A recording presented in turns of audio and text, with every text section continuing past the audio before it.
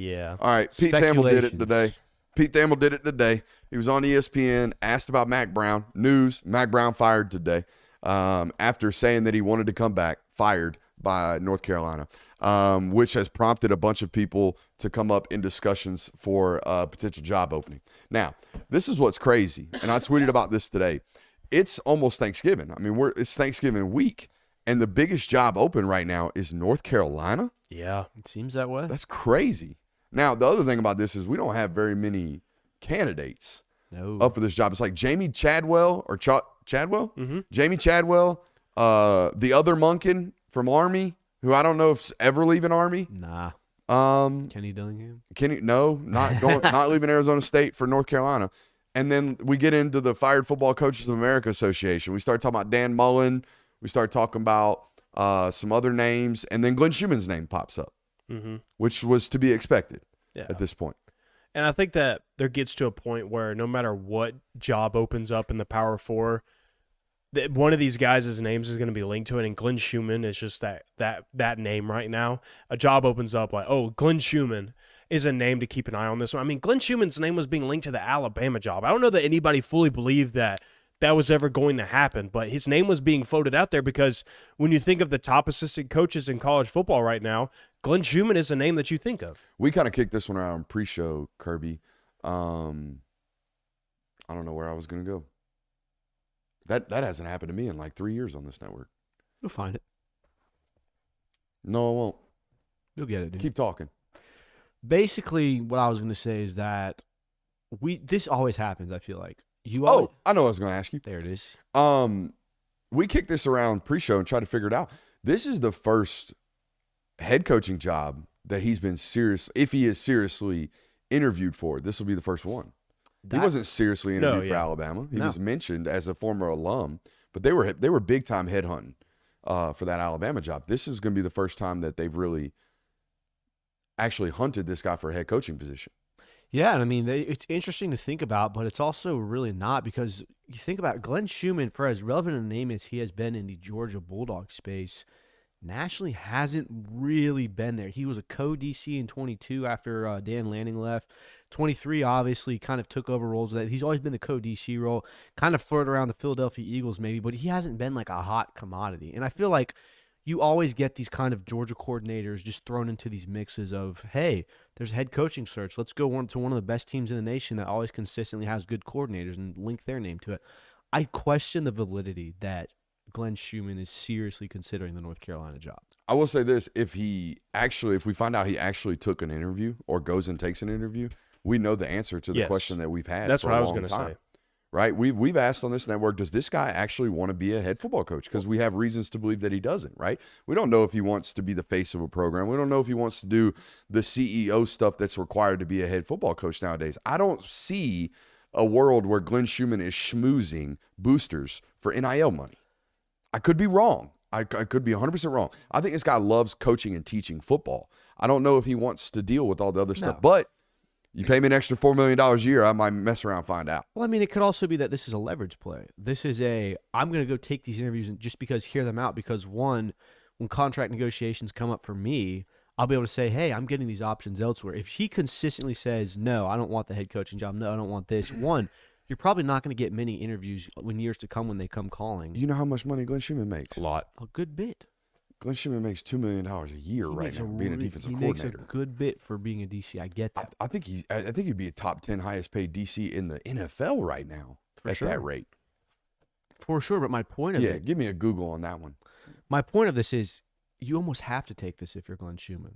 Why? Even if you have no interest in it, because one, if you don't, it's basically sets a precedent that, he's not interested, we're not even going to bother. So that maybe one day, maybe Glenn Schuman does have aspirations of being a head coach. Maybe Glenn Schuman wants to be the head coach of Alabama after Kalen DeBoer leaves. Maybe Glenn Schuman wants to be somewhere else in the NFL, maybe as a DC position. I don't think that Glenn Schuman goes to North Carolina. I think it's an interview that you have to take, though, to set a precedent that, one, you're willing to take these interviews so that in the future, if you have a change of heart or if you do want to entertain these ideas, they are presented to you. There are only 4 people in the NFL that make more money than Glenn Schuman right now as a defensive coordinator. And at $2 million, he's within the top 50 highest paid football coaches in college football. Oh yeah. Yeah, I mean, There are head football coaches in the Power Four that aren't making $2 million. in every year when the salary changes and the bonuses and whatnot are mentioned of like who on Georgia's staff got a raise and whatnot, Glenn Schuman's name is always mentioned. Mack Brown was making $5 million a year as Yeah. the head football coach in North Carolina. So, yeah, I mean, $2 million and $5 million, there's a big difference. It's Sure. $3 million. It's a lot of money, but I don't know if you want to sign up for this, especially not for North Carolina. Like, how good of a job is North Carolina? Some people were saying today it's a sleeping giant. Yeah, no. I wonder who said that. I mean, it's a good job. It's top 30. Top 30? Yeah. I would take like 14 SEC schools over it. Take like You would take- 5 Big Ten schools You would over take it. Arkansas over it. I mean, you're in the SEC footprint. Yeah, but you also can run a muck on the state of North Carolina, which is honestly underrated for high school talent. It is. It's become far, you're- far and you- better And over by the the last way, you several don't years. have to play the Georgias, the Alabamas, the Floridas, the all the brand names of the world that you could be head honcho in the ACC. Yeah. It's Clemson right now, and hey, maybe Miami sticks around after this year that they're having. Should I read these dumb comments by name? I wouldn't hate it. I don't think I would either. That's what these people want. They want attention, right? They want to hop in comments and say goofy stuff and hope to never be called out for it. So let's do it. Report, you knew it was coming. Glenn Schuman linked to North Carolina. Let's see here. Hate to say it, but I'm not sure I'm even upset about this. Bring back Muschamp and give his kid a scholarship. Does Will Muschamp even have kids that are in recruiting process? Yeah, the son that's at Vanderbilt. he's at right now. Vanderbilt. I know Yeah, that, but so bring him back. Give him a scholarship is what they're Mm. saying. Seeing how the Dogs D slowly gotten worse since Lanning left, Muschamp isn't co-DC anymore. It might be best for all parties, says JT Marlin. You mean the Dogs' defense has regressed after losing 5 first-round draft Wait. picks, You mean that? combined with 3 more the following year that played in 2021? The Possum Pecker says, I'm okay with this. Good for you, Possum Pecker. Let's see here. Who else is an idiot? He better go while he can. Defense has fallen off, says Doc Pablo Esco. I think we found out who says these types of things on the internet. Who Trolls. else is an idiot?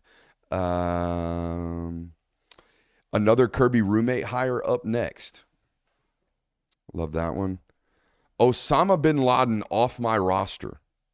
Wow, that's where we're going. Yep, that one comes from LOL at MGLI Chris. An idiot. I'm ready for him to go. Tired of A-gap blitzes that leave slants, halfback angles, and mesh concepts open all game. That's all Ole Miss and Bama ran on us, says Jamie the Giant. So you mean to tell me At least he's that trying to sound like he knows what when he's talking about. we were when always said from 2021 and a little bit in 2022, but really 2021 that Georgia had a generational defense, something that you would probably never see before ever again. You mean to tell me that Georgia's defense has slightly ticked down a little bit from that standard, that they're not as good as they were when they had a generational defense? Oh, and mind you, they're still top 15 in total defense and points allowed. Still top 15. Having played the hardest schedule in ever Yeah. at Georgia. Played some of the better offenses in college football this year. Played 3 top Wait, 10 didn't offenses. Didn't the same defense have a 4-game active streak this year of not allowing a touchdown I think they did, Kirby. Yeah. think against they- the top think they did. 15 against a team that's ranked 12th right And now? I think they did that in a 3-game stretch of the 4 where Michael Williams wasn't playing. And Oh, I think they absolutely boxed Steve Sarkisian, an offensive mastermind. People would say he might be the best offensive play caller in all of college football. Absolutely boxed him for 4 quarters, dominated him. Crazy. Yeah, is really get interesting. that guy off the By staff. the way, did that in a week in which his wife had a child. Oh, yeah. And he Yeah. recruits better than almost anybody in the country. Oh, yeah, that's right. Yeah, You signed 3 5-stars last class. yeah, Should get that guy the hell out of here. yeah. This That is- guy can go. We won't lose anything from that. this is the problem I have with being a Georgia fan because there's so many people that do love this team, but Georgia fans have this weird hive mentality that it always has to be somebody's fault when things aren't going absolutely perfectly. It was Stetson Bennett's fault in 21 and 22. It was Mike Bobo's fault this year. It was Mike Bobo's fault at the start of this year. And now it's all come on Glenn Schumann after Carson Beck and Mike Bobo have found their footing. Like, there has to be somebody at fault that needs to be fired, canned, sent into the sun, put into a rocket, and shot into outer space because they're not living up to your standard of football. I mean, they blame cars and girlfriends for the reasons of this, and that's the problem that I have with being a Georgia fan. That I've dealt with it for 22 years. So We got a commenter, Ben Green. He's commented this 3 times. Every time your video cuts, it takes like 3 seconds for the camera to refocus. I have watched our streams for years. I haven't seen any of that, so I don't know where that means. I do understand that every time I do this, people hop in the comments and like, Brooks, please stop paying attention to the ignorant fans in the fan base, except for the fact that every single one of those tweets that I read out to you has more than a dozen likes in my mentions. Okay, so it's not just the vocal majority that's our vocal minority that's out here talking.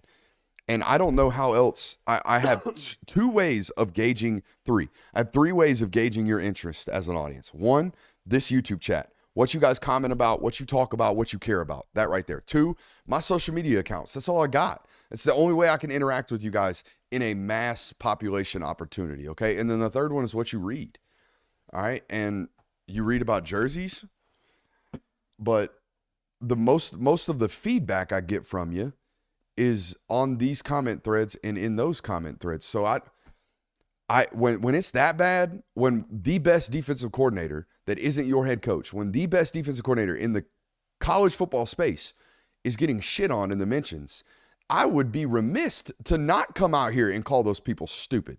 I would agree. Seems like we've stumbled upon a new segment. Chad is loving this. They like a Who's the Idiot segment. I don't feel like I should make a habit out of coming on here and calling people idiots. Maybe we don't Chat call it. it Who's an Idiot, but Who's a dum-dum? yeah, who's a nice dum-dum? Who needs education?